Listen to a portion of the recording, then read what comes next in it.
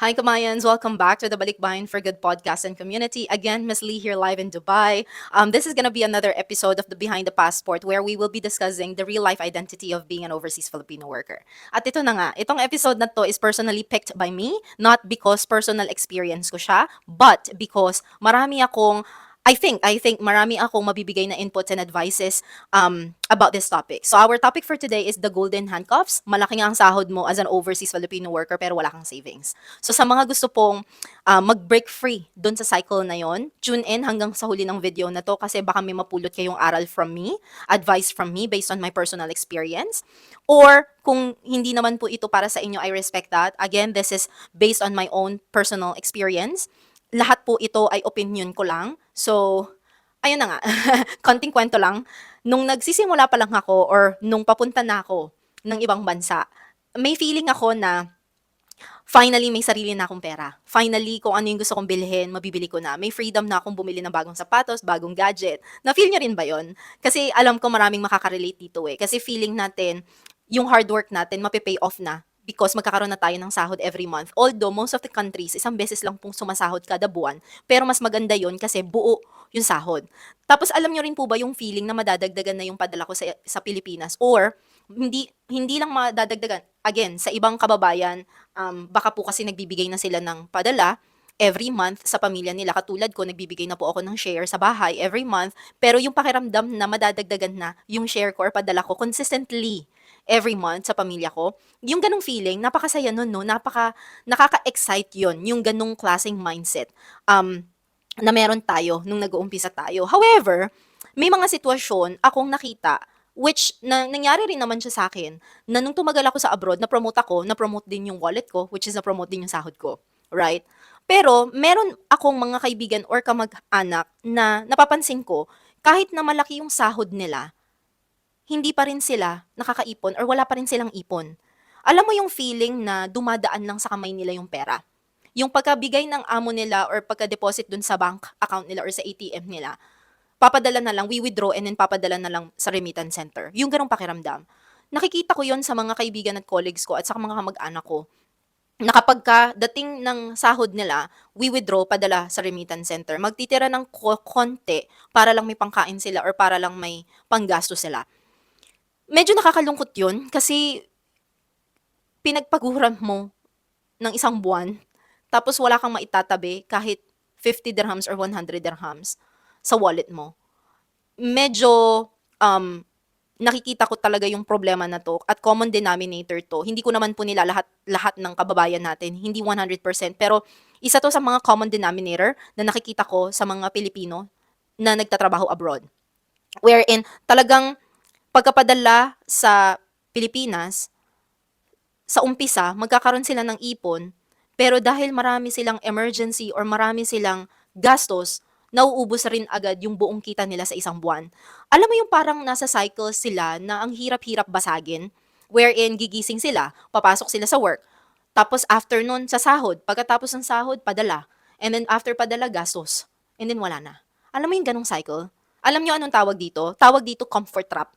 Yung akala natin okay na tayo kasi may trabaho tayo, yung akala natin may sahod tayo every month, pero sa totoo lang, hindi tayo nag-grow. Bakit? Kasi natali tayo dun sa mindset na okay na kung ano yung meron. If that makes sense. Yung ayaw natin mag-risk or mag-try ng mga bagong bagay kasi iniisip natin baka mawala kung ano man yung meron ako ngayon.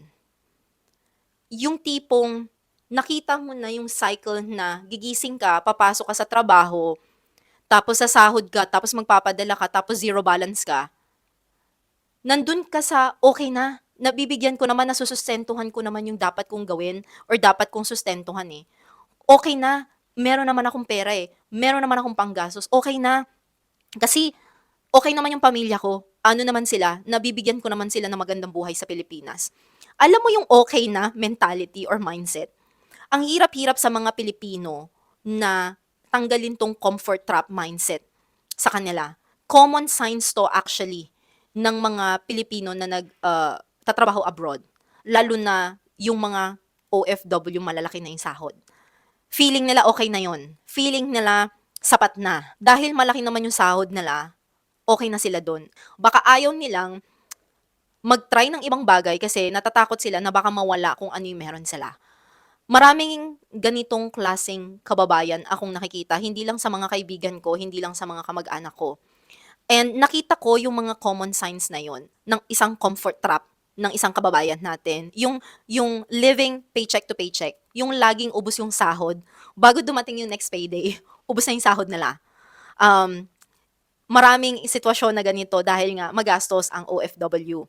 Yung tipo ng kababayan na ayaw na nilang magtingin ng iba pang opportunities kahit na nauubusan sila ng sahod, ayaw nilang magtingin or mag-try ng ibang skills or business dahil okay na sila doon sa kinikita nila. Second sign is fear of trying new things. Yung takot silang mag-invest or takot silang mag-aral ng bagong skills or bagong business. Maraming kababayan na ganito kasi nga nandun sila sa comfort trap mindset na okay na kung ano yung meron ako. Experience ko rin po 'to personally sa mga kamag-anak ko, dahil, takot sila na mawala kung ano yung meron sila kapag nag-try sila ng panibagong skills or panibagong business. Another, sign is yung stagnant growth. Alam niyo po yung matagal ka na sa abroad, pero wala ka pa ring solid na naa-achieve sa Pilipinas. Yung wala ka pa rin solid na napupuntahan or nakukuha or nabibili sa Pilipinas. Ito lang yung mga tatlong common signs na nakikita ko na comfort trap situation ng isang kababayan natin. Kaya ngayon, gusto ko kayong tanungin, dumating na ba kayo sa punto na tinanong niyo yung sarili niyo, ano ba talagang gusto kong marating? Ano ba talaga yung gusto kong mabili? Ganito na lang ba ako forever? Gusto ko ba talagang mag-grow or gusto ko ba talagang mag-level up para sa sarili ko at para sa pamilya ko? Kasi kung yan, yung mga tanong mo sa sarili mo, dapat nakakapagdesisyon ka na na baguhin yung mindset na meron ka. And hindi ko sasabihin na madali 'to para sa'kin ha. Maybe because iba-iba ang kababayan, maybe because iba-iba tayo ng kinalakhan. Lumaki po ako ng ganito yung parenting style sa'kin ng papa at mama ko. Ang mama ko madiskarte, ang papa ko naman po kuripot, gano'n po siya sa pera. So siyempre lumaki ako ng both, madiskarte ako at kuripot ako. Hindi ko naman po sinasabi na lahat tayo ganito. Alam ko maraming kababayan natin na hindi parehas ang experience sa'kin na lumaki sa gano'ng klaseng parenting or environment. Pero it's all about mindset, it's all about disiplina. Kasi kung titingnan natin, kaya naman natin makapag-ipon, kaya naman natin makapag-invest, kaya naman natin magka-business, kaya naman natin umuwi sa pamilya natin sa Pilipinas using that high salary. Pero ang tanong, bakit hindi nga talaga tayo nakakapag-ipon? Bakit hindi ba talaga tayo nakakapagtabi? Bakit hindi tayo nag-iinvest? Bakit hindi tayo gumagalaw? Yun kasi yung tanong eh. And alam nyo, anong natutunan ko? Three things lang and alam ko simple lang tong sabihin, pero ang hirap nitong gawin. Number one, clarity is the key. Dapat malinaw sa'yo kung ano yung gusto mong ma-achieve pag nakapag-abroad ka. Dapat malinaw sa inyo kung ano yung goals mo sa buhay bago ka tumungtong dyan sa abroad. Dapat malinaw sa'yo kung ano yung gusto mong gawin dyan sa sahod mo or sahod lang ba talaga yung habol mo? Kasi for me, ang habol ko talaga is malaking sahod para makapag-generate ako ng maraming business income stream. Kayo ba? For sure, marami akong naririnig na ganito eh. Kaya gusto nyong lumaki yung sahod nyo para makapagpundar kayo ng bahay at lupa sa Pilipinas para hindi na nangungupahan yung pamilya nyo. Right? So, isa lang yan sa mga natutunan ko. Pangalawa, start small. This is what I did. Hindi kailangan malaki yung sahod. Ginawa ko 'to sa kapatid ko. Kasi nung bagong dating dito yung kapatid ko, hindi naman agad-agad malaking sahod.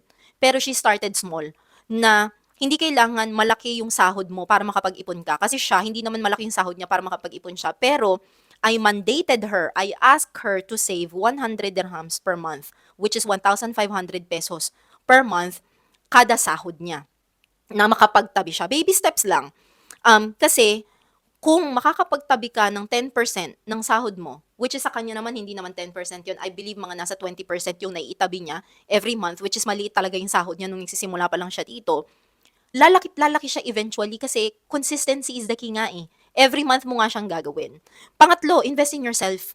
Siguraduhin mo na makakagawa ka ng tama sa sarili mo. It's either mag-i-invest ka sa skills mo, mag-i-invest ka sa knowledge mo, at hindi mo hahayaan yung sarili mo na forever kang nakaasa lang sa sahod mo. Forever kang nakaasa lang ng pagiging empleyado.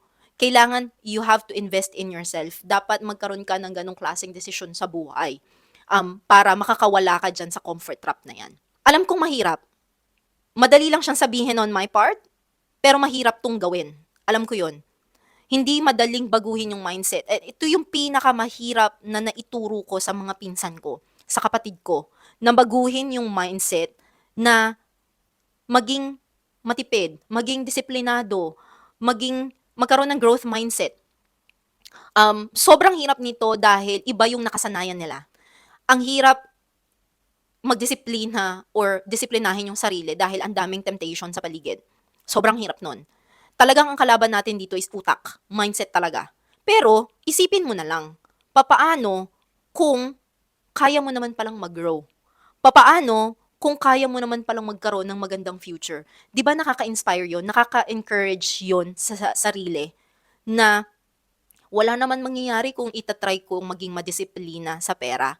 Wala naman mangyayari kung susubukan kong yung ganito. Wala namang mawawala kung susubukan, right? Ang pinakasusi lang dito is huwag kang matakot lumabas dun sa comfort zone mo. Kasi ako po, siguro nga, ganun ako ka-risk taker na babae na hindi ako takot lumabas dun sa comfort zone ko. The more you're uncomfortable on doing those things, the growth you're gonna have. Tandaan nyo po yan. The more na hindi ako komportable dun sa mga pinagagagawa ko, the greater the risk, the more chance of me winning those achievements. Literal, literal, literal, literal. Yun lang po yung susi.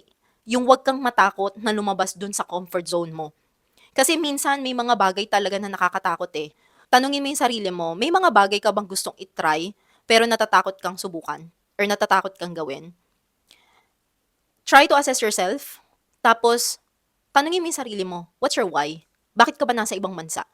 Ano ba talagang gusto mong mangyari sa buhay mo, sa pamilya mo? Ano yung deepest why mo? Bakit? Bakit ka nandyan? Para lang ba gumastos ng gumastos? Para lang ba mamili ng mga bagong gadget? Para lang ba makasabay ka sa uso? Or para sa pamilya mo, para masustentuhan mo sila? Kasi kapag ka alam mo yung deepest why mo, you're gonna have an inspiration and motivation to go magdisiplina ka sa pera kasi gusto kong puntahan yun, gusto kong mabili yun para sa pamilya mo. Always remember that. Gusto ko lang pong iwan tong quote na to.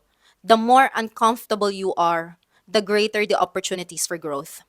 So, doon sa mga uncomfortable kang gawin or hindi ka komportableng gawin, there's a lot of opportunities behind it. Kasi kailangan at the end of the day, mag-invest tayo sa sarili nating skills, sa sarili nating knowledge. Yun lang po. Kung may questions po kayo at kung gusto niyo naman po na mag-share ng insights, comment lang po kayo dyan sa comment box natin. And kung may natutunan naman po kayo dito sa video na to, share naman po natin sa ating mga kababayan. Feel free to share it. So let's break free the comfort trap together, kabayan. And huwag niyo kakalimutan, if you love this video, follow for more tips and like nyo na, subscribe nyo na, and then share natin sa lahat ng kababayan natin. Laban natin to, so sama-sama tayo dito. Thank you. Have a nice day. See you again on the next episode. Bye!